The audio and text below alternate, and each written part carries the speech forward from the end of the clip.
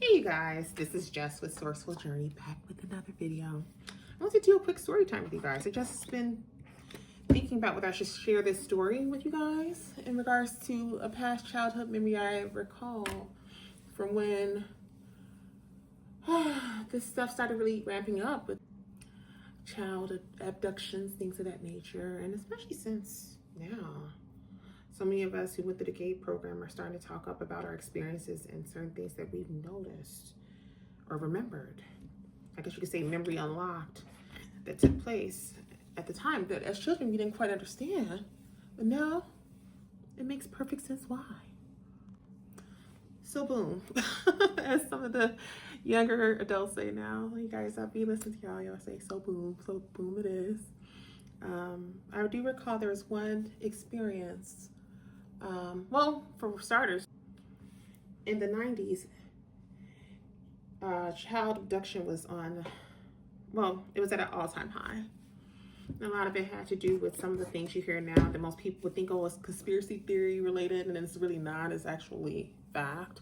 So when you think about organ harvesting and all that other stuff that's happening, right, that has been happening for decades, it is now being discussed and released from certain files, such as the Epstein files. This type of thing has been going on for quite some time on a global scale. So it's kind of like that old saying, it's nothing new under the sun. So quick story time. I do recall, even as a little girl, there were times, even at my family's neighborhood church, you know, I remember hearing people say like, oh, you know, if my mother ever decided she wanted to give me up for adoption, they would want to, you know, sign up and, you know, take on the role. And part of the reason they were saying that to her was because, you know, she was a young adult, but she was like at her prime. She was in her early 20s when she had me. And then have no other support. She did the damn thing by herself, solo dolo, as they say. And so me being the oldest, and I guess they were really mesmerized. They were like, you know, if you can't do it, Betty, her name was Betty, you know, we'll be glad to take it on. My mother was one. She was real old school. She'd be like, I'll be damned. I can't believe these people are actually trying to coax me into letting go of my daughter. And she knew that it was a lot deeper than that. And I believe, honestly, my mom was spiritual as well in her own way. There's so many things, so many telltale signs that I've noticed that let me know. Even though we were brought up in the church, I knew we had some spiritual connections. A lot of the women in my family did. Anyhow, whether they wanted to admit it or not. So I remember there was one incident that took place. My mother was very to the point with several people, several families about it. Like, no, I'm not giving my daughter up. And so they left it alone. I remember also there was one time where, you know, as a kid, you're not paying too much attention to your surroundings. You're just enjoying life, being a child, doing what children do. So I was outside playing, and actually, to be quite honest with you guys, for those who are on the younger end of the adult scale, meaning like I'm talking about like maybe 20s and 30s and up, most would agree that playing in the neighborhood, playing around on the playground even, it was more safe to an extent compared to where it is now. Not saying it's completely safe, but it was more safe. So I remember there was one incident where I think I was outside playing with one of my glitter bouncy balls. So it was like a ball that was like this big. I was like playing, and it almost rolled into the street, the neighborhood street. And I was out there by myself. My mom wasn't around at the time. She was inside the house. I think she was preparing dinner, if I remember correctly. So I do recall this, it looks like it was a black couple that pulled up, a young couple. Maybe they were related, like, I don't know. But the lady got out the car.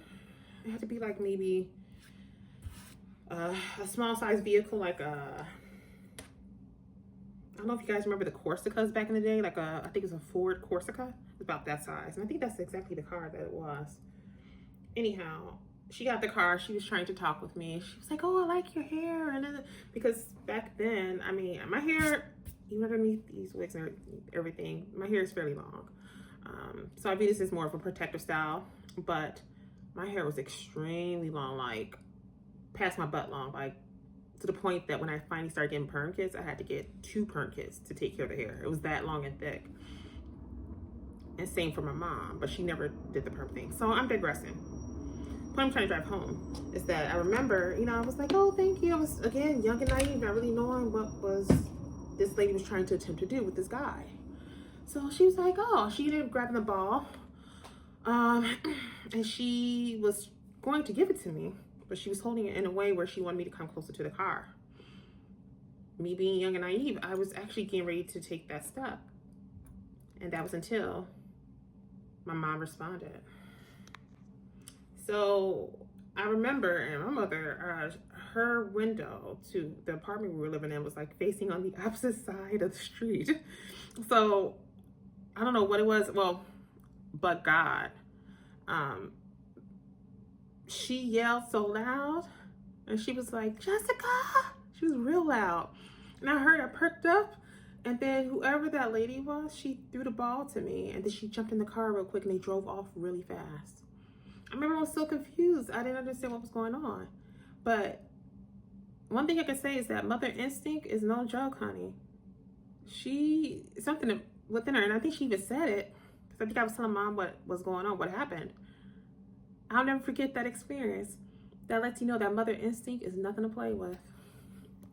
And it's good that she responded the way she did, because let's say she wasn't present and I was, again, being a kid, not knowing what was getting ready to go down. I could have been one of those missing kids on the side of a milk box. Fast forward. I remember it was like the early 90s. I was like actually in 3rd grade.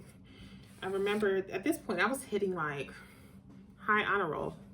So again, kind of go back to the old video I put up when I started talking about the whole thing with the GATE program. A lot of us were placed in that program because of not only our spiritual capabilities, some of us were very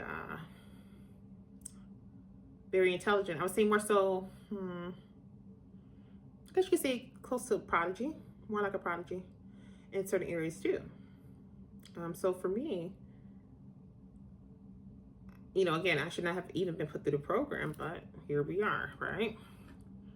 So I remember my mom, when she started seeing how well I was excelling in school, and I think she was starting to get a good grasp on what was going on, she wanted to put me into a gifted program. So it was one of those private schools. I think it was a private religious school, to be exact. It was kind of like formed in that structure. And I remember we were sitting on the couch one evening looking at a pamphlet. I vaguely remember what was in the pamphlet, but now that I think about it in hindsight, that was something I'm glad that we decided not to take on. And I'm going to tell you why. This particular school that offered this gifted program would have people come pick up children on a Sunday on a school bus, as if they were taking them to Sunday school. I remember, and this is how I know, in regards to my family, no matter how much people say, oh, well, you were brought up in the church, true enough, but people fail to realize the very ones that were in the church, especially if you had people who were on certain boards in the church, such as like the mother's board, which my grandmother was on that board. People fail to realize that these people have such a spiritual background that, again, we were so conditioned as people to find ways to conceal it. Still embrace it, but conceal it in such a way where the other onlookers were not aware that they were still implementing it. With that being the case. So I'll tell you this. I remember that one Sunday, because I guess my mother had called and agreed to allow them to come and pick me up with the other children. Something must have hit my mother's core where she realized this is not a good idea. So there was this one middle-aged Caucasian guy, very clean-cut individual. He had a light blue polo on, I think it was checkered, and he had some khakis. I'll never forget it. He came up the stairs to our apartment. He was ready to pick me up. And my mother stopped him and said, no, she's not here. And she basically told him we're not going to go through with the program. The look on that man's face It's something I would never forget. He had a look of disbelief, kind of like what happened here type deal. So I don't know what was discussed, how she went about getting me signed up for that program. All I know is that something within herself said this is not a good idea, and she chose to go with her gut. Fast forward, I think it was the next day. It was either the next day or the day after. It was like maybe a day or two later, to be exact. It was on the news that those children went missing. And as a matter of fact, I don't think they were ever found since then. And again, that mother instinct will never lead you wrong. So fast forward to now. Again, this was a memory that was unlocked for me. But I do remember a lot of this vividly, especially because it was right at a time where this whole thing with child abductions and the whole thing with the GATE program and such, all of this was at an all-time high. It was very, very much there in your face. And it's sad to say that decades later, it wasn't that, well, maybe I'm being harsh by saying that. No, I'm not being harsh by saying that. It's sad to say that it has now gotten to this point with the Epstein files that now more and more people are talking about it, when this has been something that has been preached and pushed for the longest. People, families are trying to get others to take notice. Please take notice. Please search for my child. For decades. And now it takes something like this to get people to really react, to really get a good idea of what's going on here or what's been going on. It's sad, but at the same time, it's a great time to be alive to witness it finally being put under a telescope and really being looked at here. Like, what's truly going on and why has this been going on for as long as it has, and who is all involved? Who's benefiting from all of this?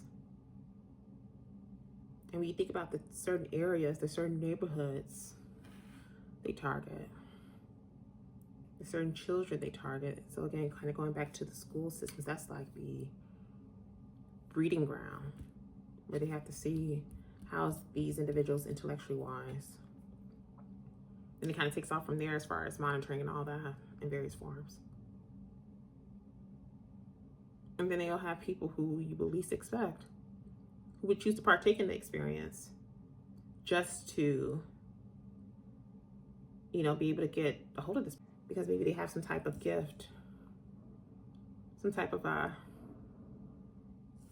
X-Men capabilities that most people don't have, and they want to know more about it, or, just in a sense find ways of how they can kind of acquire that themselves. People don't slow down and think about these things. Like, let's talk about the My DNA, or was it, what's that app? My DNA, Ancestry.com. Have you guys not slowed down to realize or even reflect on why are those apps, those kits being sold extremely low now? What could they possibly be looking for? Has anyone slowed down to think about that? That, wow, this is a really good deal. I'm only expected to pay like $20-something just to get a kit.